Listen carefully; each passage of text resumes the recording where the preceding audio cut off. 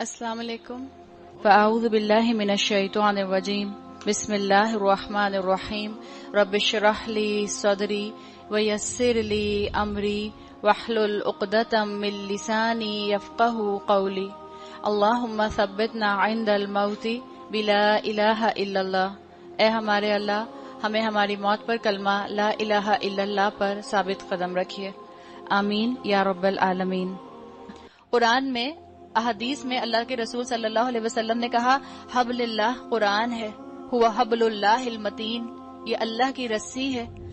اور آگے کہا جمیعاً کے اسکالرز دو میننگز کرتے ہیں.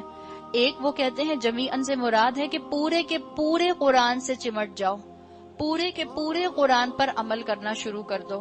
اور دوسرا اسکالر اس کے معنی بتاتے ہیں جمیعاً کا مطلب ہے مل کر سب اللہ کی رسی کو تھام لو، سب مل کر اللہ کی رسی کو مضبوطی سے پکڑ لو.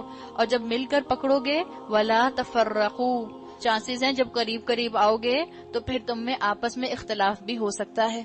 آپ کا کبھی اپنی دوستوں سے اختلاف نہیں ہوتا، آپ کا اپنے ان رشتہ داروں سے اختلاف نہیں ہوتا جو ملک سے باہر رہتے ہیں، آپ کا ان رشتہ داروں سے اختلاف نہیں ہوتا جو آپ کے گھر سے دور رہتے ہیں، آپ کا ہمیشہ ان لوگوں سے اختلاف ہوتا ہے جو آپ کے گھر کی باؤنڈری کے اندر رہتے ہیں. جوائنٹ فیملی کے اندر اختلافات آپس میں ہوتے ہیں. جب انسان قریب قریب رہتے ہیں تو ایک دوسرے کے اوپر زیادتی کرنے کا ان کو جو ہے وہ موقع مل جاتا ہے. تو اللہ نے کہا جب تم اکٹھے پکڑو گے ولا تفرقوا، اب فرقے مت ہو جانا، اب ایک دوسرے کو پھاڑنے مت لگ جانا، اب ایک دوسرے سے دور مت مت جانا.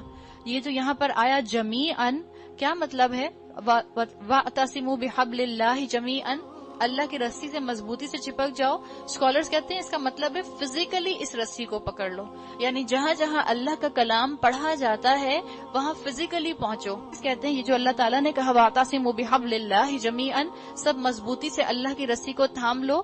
جب آپ اللہ کی رسی کو مضبوطی سے تھامیں گے تو آٹومیٹیکلی ایک دوسرے کے قریب آئیں گے. جن محفلوں میں قرآن پڑھا جاتا ہے وہاں پہنچیں گے تو آپ کو اپنے جیسے اور لوگ ملیں گے، آپ کو لائک مائنڈیڈ لوگ نظر آئیں گے. آپ کو پتہ چلے گا کہ صرف عمل کرنا آپ کے لیے مشکل نہیں ہو رہا، اور بھی اللہ کے ایسے بندے ہیں جو ان حالات کے اندر سٹرگل کر رہے ہیں، ان حالات میں قربانیاں دے رہے ہیں. آپ کو اپنی نعمت، اللہ کی دی ہوئی نعمت جو آپ قربانی دے رہی ہیں وہ چھوٹی لگے گی جب آپ کسی اور کی قربانی کو دیکھیں گے. تو فزیکلی ایسی جگہوں پر پہنچنا، اس کی بات بھی اسکالرز نے کی.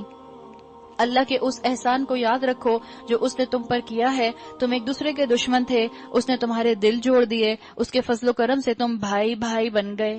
آپ اور میں کلمہ لا الہ الا اللہ محمد رسول اللہ پڑھتے ہیں. کتنی محنت کی گئی ہے اس کتاب کو آگے پہنچانے کے لیے کہ آج آپ کے اور میرے ہاتھوں میں یہ کتاب من و عن موجود ہے.